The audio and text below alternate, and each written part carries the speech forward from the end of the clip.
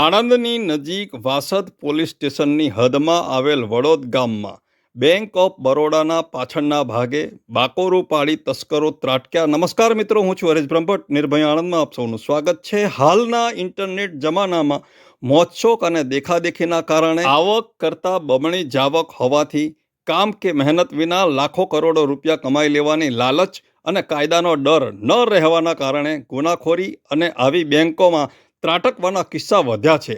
Strong room તૂટી ગયો હોત તો અહીંના ગ્રાહકો અને આ બેંકની શું દશા થાત તે વિચારો.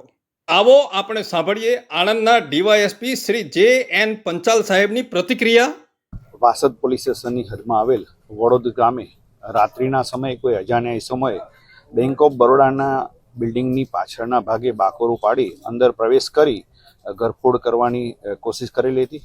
પરંતુ આ બનાવની જાણ થતાં તાત્કાલિક વાસદ પોલીસે સ્થળ ઉપર આવી અને બેંકના મેનેજરશ્રી તથા બેંકના સ્ટાફ મારફતે વેરીફાઈ કરાવતા ઘરફોડ ચોરીનો કોશિશ કરવામાં આવેલી છે. આ બેંકમાંથી કોઈ પણ વસ્તુ ગયેલું નથી.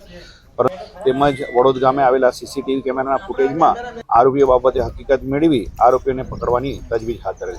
આ બાબતે પ્રાથમિક વિઝિટ દરમિયાન હકીકત એવી જણાઈ આવેલ છે કે પાછળના ભાગે જે ખેતર છે, ખેતરના ભાગેથી દિવાલમાં બાકોરું કરી અને પ્રવેશ કરી સ્ટ્રોંગ રૂમ તોડવાનો પ્રયત્ન કરેલો હતો, પરંતુ તેમાં સફળતા મળેલ નથી.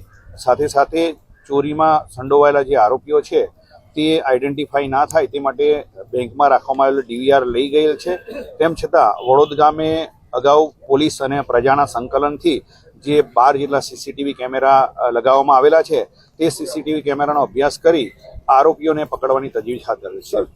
આટલી મહેનત કર્યા બાદ પણ આ હોશિયાર ઘરફોડિયાઓ પોતાની ઓળખ છુપાવવા માટે ડીવીઆર લઈ જઈને ખુશ થયા છે. તેમને ખબર નથી કે પોલીસ જો મન મક્કમ કરી દે છે ને તો 24 કલાક પણ તેમના સુધી પહોંચતા નહીં લાગે. આશા રાખીએ પોલીસ ઓફિસરો સફળ ઓપરેશન કરી ઘરફોડિયા સુધી પહોંચી જાય. આપનો હરીશ બ્રહ્મભટ્ટ. વંદે માતરમ. ભારત માતા કી જય.